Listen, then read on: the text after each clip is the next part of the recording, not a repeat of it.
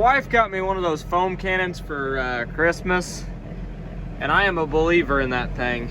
It's got this Magnum absolutely spotless. It did a very, very, very good job. I don't know if you can see how shiny that hood is or not, but I'm a believer in them. I didn't think you could get stuff clean without scrubbing on it a little bit, but apparently you can. Just look at the shine on this thing. I mean, for just hosing the thing off with a power washer and hitting it with a foam cannon, I'm impressed. I'm really impressed. Well, would you look at that? It's got glass in it again. It's like new, except the glass that's still in the cab. That part's not like new, but the rest of it looks good.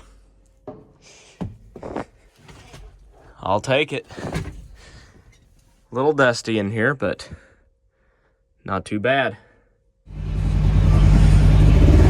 All right, we got that hydraulic line sitting right there replaced. And I'm not gonna lie, that was kind of a bitch. When we were doing the gender reveal thing, when we put the blue chalk in the back of the combine, I blew a hydraulic line pulling it out of the shed. That part I left out of the video and nobody here knew it, but yeah, that was about my luck that day. First, the thing was deader than a hammer and didn't want to start, and then I did get it to start. It was so cold it froze a line up and it busted it, so it poured like 10 gallons of hydraulic oil out and yada yada yada, so we just fixed that line. So now I can move it because I can't get my planter out because the combine's in the way, and I couldn't move the combine because I had a blown hydraulic line. So that's just the way things go around here. So it's fixed now and we'll be able to move it, and I'm gonna rinse it off real quick while I got the power washer hooked up, and then I'm gonna hook onto the planter and we'll get started on that. It is a bit tight getting in and out of here, but it does clear with the extensions up, so that's all that matters.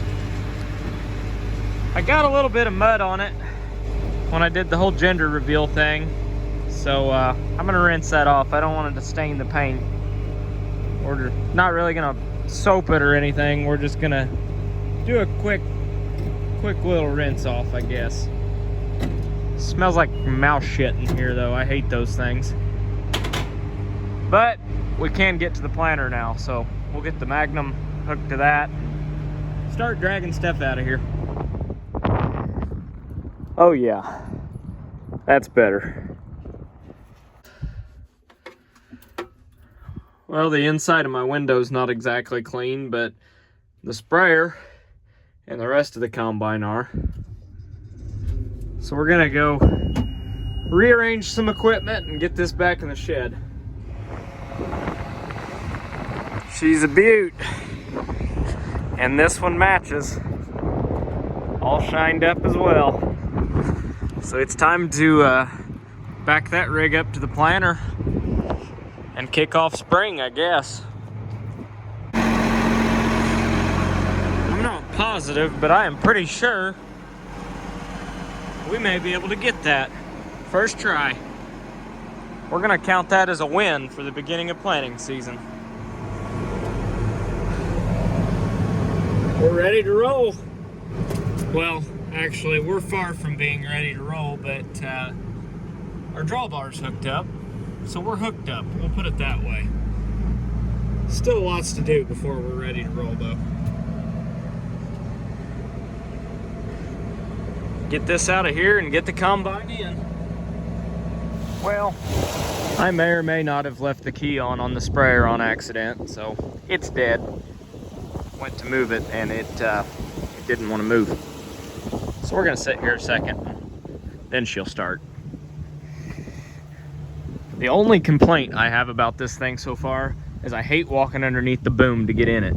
I smack my head off that all the time. So hopefully when I put the tall tires on and take the floaters off after spring, maybe I'll clear that. I don't know. But I've clotheslined myself like 80 times already, and I'm not a fan of that. She's shiny now though.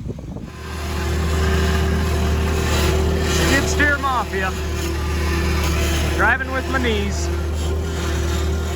The one thing I love about this skid steer versus that skid steer is this one doesn't have a damn seat belt and a bunch of safety switches. That one's a pain in the ass. Uh-oh. Looks like the neighbors are going. We better do something today. But considering that it rained like 4 inches a couple days ago, and there's water still standing in the fields, I don't think we will.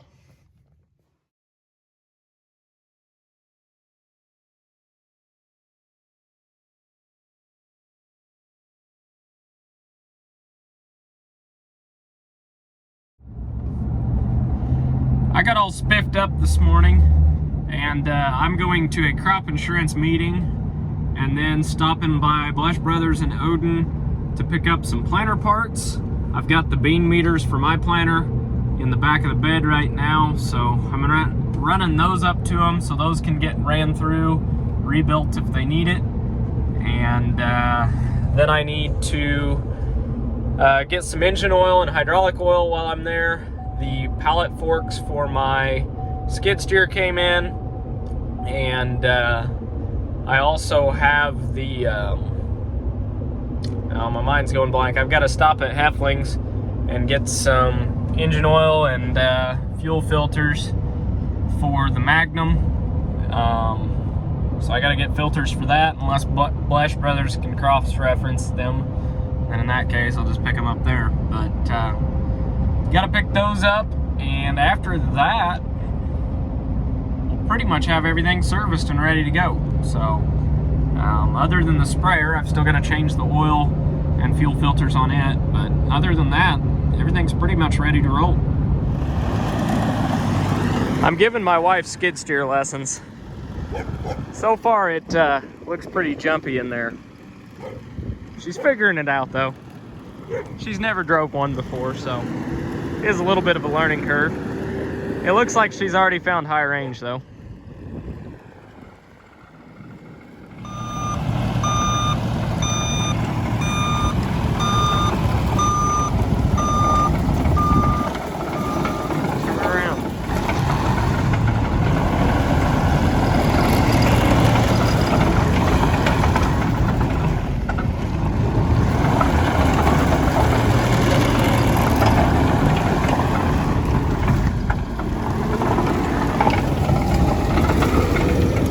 Well, now I get to fix the driveway.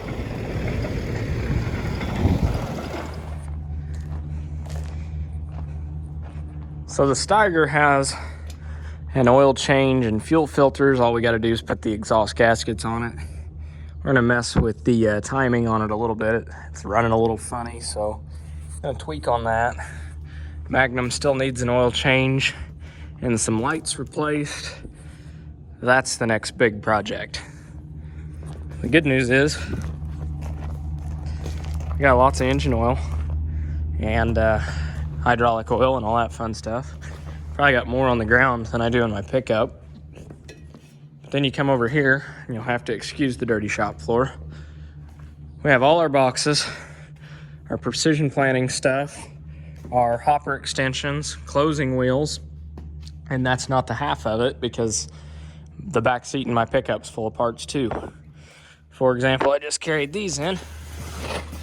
It's all new down pressure springs. Now, if I was a wealthy farmer and it was readily available to me, I'd be putting hydraulic downforce on this thing, but I'm not.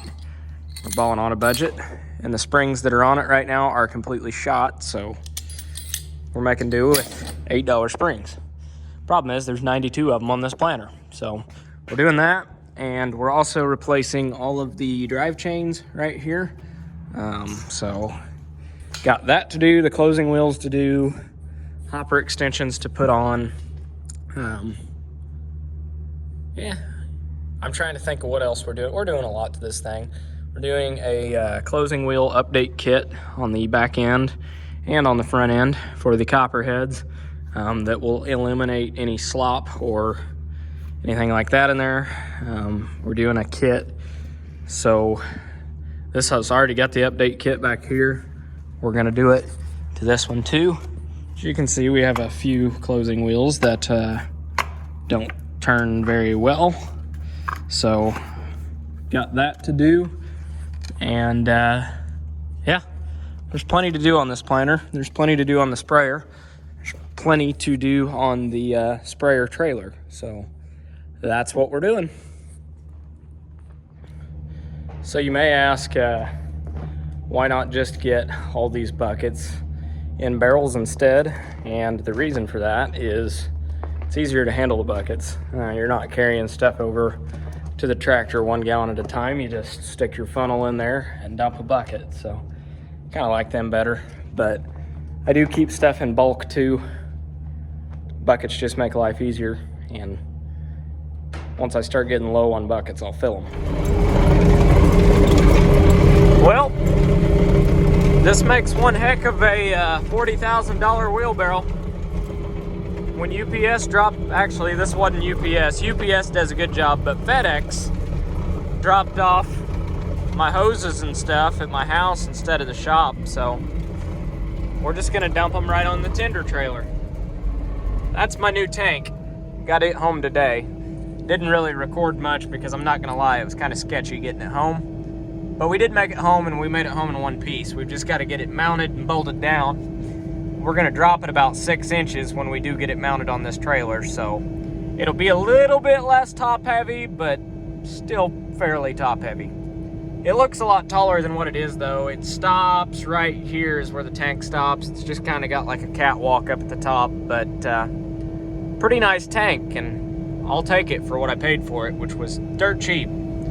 And we did a quick little rattle cam job on this trailer too, so don't look at the wheels too close. I didn't do a very good job on those. Oh well, those tires will be blown by summer and you won't be able to tell because it'll have new ones on it. Probably. Loading. Finally getting the last of the corn out of here. We got one bin left over here and a little bit of change in one. Probably about 12,000 bushel over here total left, so hopefully 12 loads will get it, but if I have 12 and a half, I'll take it, especially $5.50 corn.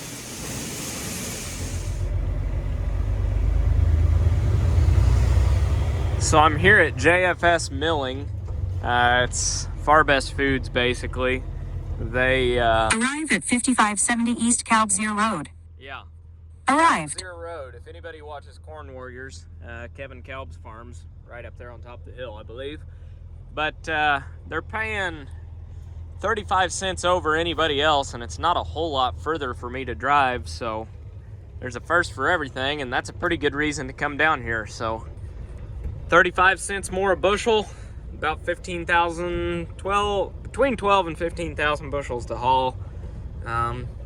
You're talking $6,000-$7,000 extra in my pocket, so I'd say it's worth the extra drive.